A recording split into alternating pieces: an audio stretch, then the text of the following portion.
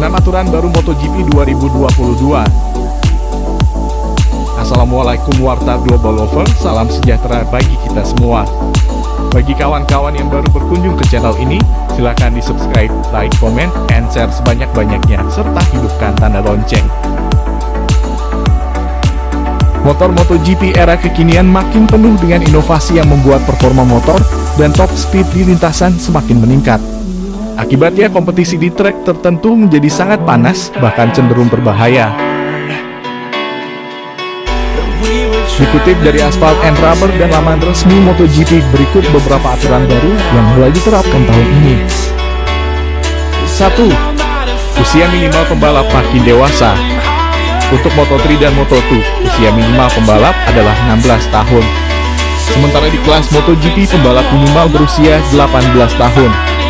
Untuk tahun 2023, usia minimal di semua kelas menjadi 18 tahun.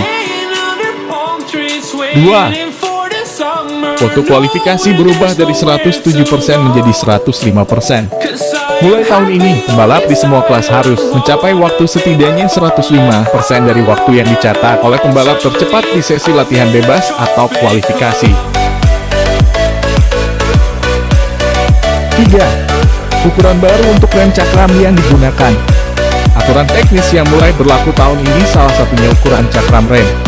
Untuk setiap balapan, tim harus memilih salah satu ukuran, yakni 320 mm, 340 mm, atau 355 mm.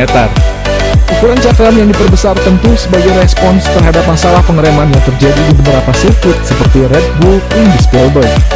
Untuk alasan keamanan, pada sirkuit tertentu diwajibkan menggunakan cakram rem berukuran 340 mm atau 355 mm jika dinyatakan sebagai balapan kering oleh race director.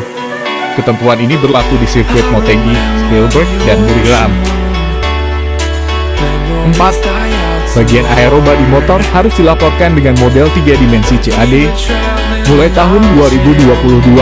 Setiap pabrikan wajib menyerahkan gambar 3 dimensi CAD atau sampel dari bagian aerobadi motor mereka pada Direktur Teknik MotoGP. Dengan gambar 3 dimensi CAD, selain data dimensi, akan lebih banyak informasi mengenai bagian sayap dan tonjolan aerodinamis yang bisa diperiksa. 5. Pemeriksaan kelayakan pembalap pasca cedera semakin ketat. Saat seorang pembalap sembuh dari cedera berat dan akan kembali berlaga di lintasan, harus ada bukti lengkap tentang kondisinya. Laporan ini wajib dipertimbangkan oleh tim medis MotoGP ketika mengevaluasi kondisi pemulihan pasca cedera berat seperti gegar otak, cedera perut atau toraks, dan cedera lainnya, seperti patah tulang yang memerlukan pembedahan dan patah tulang majemuk atau kompleks. Helm pengendara yang dibawa ke pusat medis untuk pemeriksaan setelah kecelakaan pun akan diperiksa secara rinci. Dalam kasus kecelakaan yang mengakibatkan cedera kepala, termasuk gegar otak atau kehilangan kesadaran, helm pembalap harus dibawa ke laboratorium IFIM di Universitas Saragossa. 6. Akan ada hakim fakta yang menangani masalah pelanggaran aturan. Hakim fakta akan menilai berdasarkan rekaman dari kamera berkecepatan tinggi dan sensor yang ada di trek sirkuit. Dari situlah mereka menentukan pelanggaran apa yang terjadi lalu menjatuhkan hukuman jika diperlukan. Keputusan ini bersifat mutlak. Beberapa pembaruan dan tambahan aturan pada balapan sekelas MotoGP memang wajib ada. Asalnya olahraga ini sangat berbahaya dan bisa berakibat fatal bagi pembalap jika terjadi kecelakaan hebat. Karena itulah, aturan ketat ini selayaknya ada untuk menjaga keselamatan pembalap. Semakin fair aturannya, semakin seru juga nonton balapannya.